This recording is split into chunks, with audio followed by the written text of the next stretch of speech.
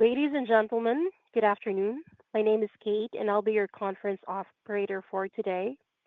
At this time, I would like to welcome everyone to the ChargePoint First Quarter Fiscal 2026 Earnings Conference Call and Webcast. All participants' lines have been placed in listen-only mode to prevent any background noise. After the speaker's remarks, there will be a question-and-answer session. I would now like to turn the call over to John Paul Canton, ChargePoint's Vice President Communications. JP, please go ahead. Good afternoon, and thank you for joining us on today's conference call to discuss ChargePoint's First Quarter Fiscal 2026 Earnings Results. This call is being webcast and can be accessed on the Investors section of our website at investors.chargepoint.com. With me on today's call are Rick Wilmer, our Chief Executive Officer, and Mansi Khetani, our Chief Financial Officer. This afternoon, we issued our press release announcing results for the quarter, which ended April 30th, 2025, which may also be found on our website. We'd like to remind you that during the conference call, management will be making forward-looking statements, including our outlook for the second quarter of fiscal 2026. These forward-looking statements involve risks and uncertainties, many of which are beyond our control and could cause actual results to differ materially from our expectations. These forward-looking statements apply as of today, and we undertake no obligation to update these statements after the call. For a more detailed description of certain factors that could cause actual results to differ, please refer to our Form 10-K filed with the SEC on March 28th of 2025 and our earnings release, which posted today on our website and filed with the SEC on Form 8-K. Also, please note that we use certain non-GAAP financial measures on this call, which we reconcile to GAAP in our earnings release and for certain historical periods in the investor presentation posted on the Investors section of our website. And finally, we'll be posting a transcript of this call to our Investor Relations website under the Quarterly Results section. Thank you. I will now turn the call over to our CEO, Rick Wilmer. Good afternoon, and welcome to ChargePoint's First Quarter Fiscal 2026 Earnings Call. Today, I will walk you through key results for the quarter, provide insights into recent market and policy developments, and highlight the progress we've made on our two major priorities for the year: delivering innovation and driving growth. In addition, I'll cover two significant announcements that directly support these priorities and positively influence ChargePoint's path to achieving positive non-GAAP adjusted EBITDA in a quarter of this fiscal year. Let's begin with our Q1 financial results. Revenue for the first quarter came in at $98 million, right within our guidance range.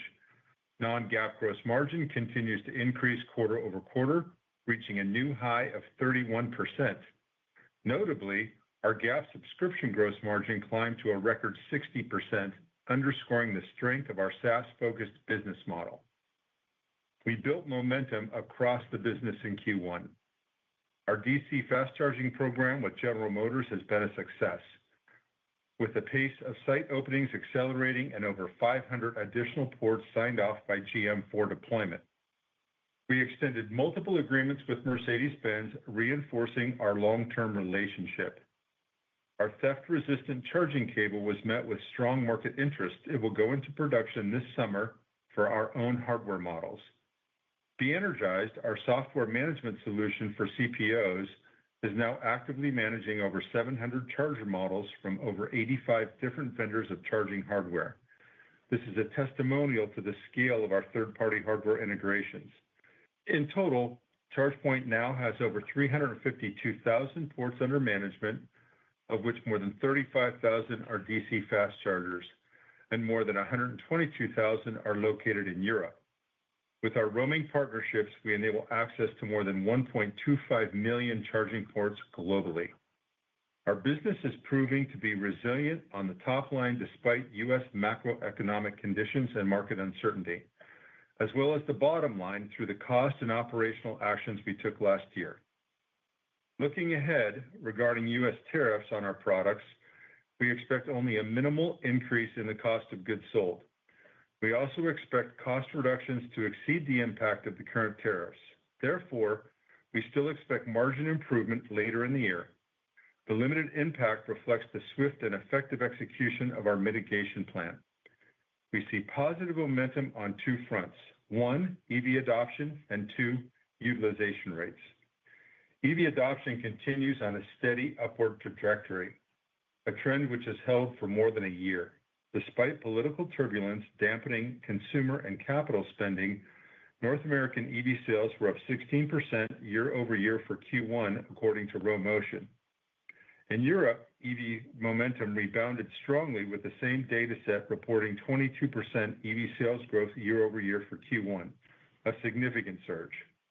The European Green Deal mandates all new cars sold there be zero emission by 2035, reinforcing the EU's trajectory of EV adoption. All of this forms a strong leading indicator for the charging industry. The trends we observed last quarter remain intact. The market is actively planning and inquiring, but widespread purchasing is being impacted by economic uncertainty. Inevitably, with more EVs on the road, existing infrastructure is under mounting pressure. A recent report by Parent Data concluded that many U.S. cities are approaching maximum charger utilization during peak hours, with 5 major markets past or approaching a staggering 40% utilization rate. This strain is a positive signal for our customers who monetize charging, but it is a growing concern for EV drivers facing long waits at occupied stations. We believe this will lead to the installation of more chargers, and ChargePoint will be ready to capitalize on that demand. Despite the growth to come, the market has recently seen attrition and the voluntary exit of major players, even Chinese competitors coming under the scrutiny of the federal government. These developments, while natural for a new industry at our stage, create a meaningful opportunity for ChargePoint to gain market share. We are not waiting for the growth to come to us. We are actively pursuing it. This brings me to the most exciting announcement of the year so far: our new partnership with Eaton, one of the world's largest intelligent power management companies. The cornerstone of this partnership is innovation, which will drive growth. Our goal is to make electrified transportation simple and economically a no-brainer. Charging deployments are increasingly complex, with a significant portion of them requiring grid upgrades. So we are integrating charging and electrical equipment into a single solution which addresses a major gap in the market. Together, ChargePoint and Eaton will deliver EV charging, electrical infrastructure, energy management, and engineering services as the market's only end-to-end EV charging and power management solutions. These fully integrated solutions will get our customers up and running faster, simultaneously lowering their costs, and are available for order now. The next phase of partnership will offer co-developed future technologies to further drive down costs, improve efficiency, and advance bidirectional power flow technology to fully optimize V2X capabilities.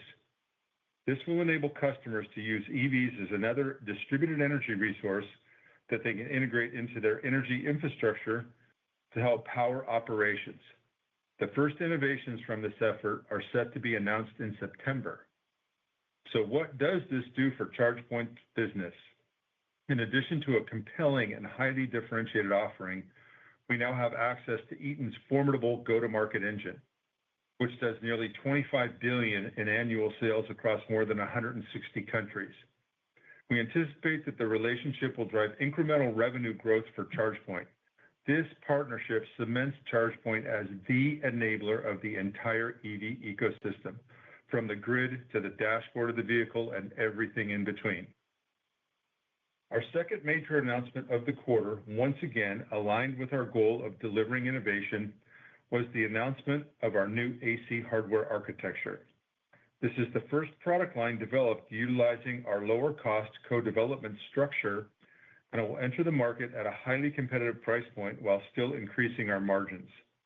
This new architecture underpins a range of upcoming models that will roll out over the next year, serving home, commercial, and fleet use cases. These products will represent a major portion of our hardware volume. By bringing a generational leap in our technology to market at an affordable price point, We anticipate greater volume in the U.S., where we have the number one AC market share, and considerable market penetration in Europe, where we have not had a product in this category to date. The first charger, part of our European take-home fleet solution, is expected to begin production in July. Growth and innovation remain the year two priorities of our strategic plan, and we are making progress on both. We entered year two ahead of schedule, positioning us to realize the benefits of our streamlined cost structure and revitalized product portfolio in year three.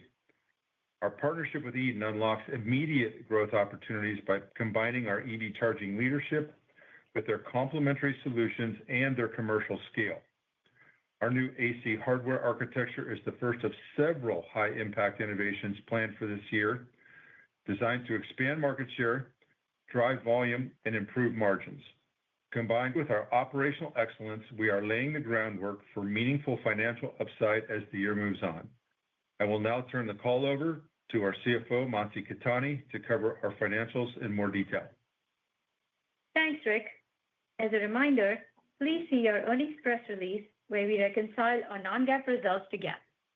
Our principal exclusions are stock-based compensation, amortization of intangible assets, and certain costs related to restructuring and acquisitions. Revenue for the first quarter was $98 million, within our guidance range. Network charging systems at $52 million accounted for 53% of first quarter revenue. This was almost flat sequentially, despite Q1 typically experiencing a seasonal dip, and was down 20% year-on-year. Subscription revenue at $38 million was 39% of total revenue, essentially flat sequentially, mostly due to fewer days in Q1, which impacts prorated revenue recognition, and up 14% year-on-year due to the recurring revenue generated from a higher installed base. Other revenue at $8 million was 8% of total revenue, down 31% sequentially and down 8% year-on-year. Other includes various revenue items, which tend to be lumpy, and was significantly lower this quarter, primarily as a result of lower one-time project revenue, which is recognized based on completion rate. Turning to verticals, which we report from a billings perspective, first quarter billings percentages were commercial 71%, fleet 13%, residential 12%, and other 3%. From a geographic perspective, North America made up 85% of revenue, and Europe was 15%. Europe was lower than normal, due largely to weakness in Germany. This was partially made up in North America, which was slightly higher compared to last quarter, even though the first quarter is typically seasonally lower and despite significant macroeconomic headwinds. Non-GAAP gross margin was 31%, improving by 1 percentage point sequentially and up 7 percentage points year-on-year. This is attributable to higher margins in both hardware and subscription, as well as subscription revenue growing as a percentage of total revenue. Hardware gross margin increased sequentially despite the impact of incremental tariffs and freight incurred in Q1. Subscription margins reached a record high of 60% on a GAAP basis and were even higher on a non-GAAP basis due to economies of scale and continued optimization of support costs. Based on currently available information, we expect the financial impact of tariffs on our COGS to remain minimal and expect gross margins to continue around the current range and to further improve later in the year. Non-GAAP operating expenses were $57 million, up 9% sequentially and down 15% year-on-year. As mentioned previously, this quarter's OpEx included the impact of annual raises and investments in certain key areas of the business. We will continue to manage OpEx closely. Non-GAAP adjusted EBITDA loss was $23 million. This compares with a loss of $17 million in the prior quarter and a loss of $36 million in the first quarter of last year. Stock-based compensation was $18 million, up from $15 million in the prior quarter and down from $22 million year-on-year. Our inventory balance increased by $3 million to $212 million due to the impact of foreign exchange rates on inventory held by our international subsidiaries. However, we saw a decrease in inventory units across most products as we continued to sell through. We anticipate that inventory balance will reduce gradually throughout the year, helping to free up cash. Speaking of cash, we ended the quarter with $196 million in cash on hand. Q1 tends to be the quarter with highest cash usage due to the timing of some large annual payments. We will continue to rigorously manage cash, and we have access to $150 million revolving credit facility, which remains undrawn. We have no debt maturities until 2028, and we have existing capacity on our ATM. Turning to guidance, for the second quarter of fiscal 2026, we expect revenue to be $90 million to $100 million. We are guiding with caution due to the continued changes in the macro environment, including tariff uncertainty, as well as our near-term focus on operationalizing our partnership with Eaton. While there is always a possibility of headwinds from deterioration in macro conditions, we expect revenue upside later in the year from the introduction of our new AC hardware that Rick outlined, better performance in Europe, and growth from our new partnership with Eaton. We continue to focus on revenue growth, gross margin expansion, and cost management to achieve our stated goal of being adjusted EBITDA positive in a quarter during fiscal 2026. We will now open the call for questions. At this time, I would like to remind everyone, in order to ask a question, please press star, then the number one on your telephone keypad. We request that you limit yourself to one question and one follow-up. We will pause for just a moment to compile the Q&A roster. Our first question comes from the line of Colin Ross with Oppenheimer. Your line is open. Thanks so much, guys. With this Eaton partnership and what you're seeing in terms of the market and the new AC product, can you talk a little bit about the pipeline of activity and how we should be thinking about a return to growth here on the top line for the new systems? Yeah, thanks, Colin. I think there's a variety of forces at play, some positive, some causing caution. Obviously, the macroeconomic conditions, tariffs, and general uncertainty. We're seeing some customers get conservative with spending in cash. There's obviously uncertainty around policies supporting electrification of transportation, particularly in the U.S., which I think are also headwinds. On the other hand, very excited about our partnership with Eaton. We fully expect that to drive incremental growth, and there's a lot of work to do this quarter in particular to operationalize this relationship. And we fully expect to hit our stride and have this, again, fully operationalized as we enter our fiscal Q3. So a variety of factors at play. Okay. And then in terms of international expansion, ex-Europe, is Eaton able to help you guys get into some incremental geographies where you haven't been operating to date?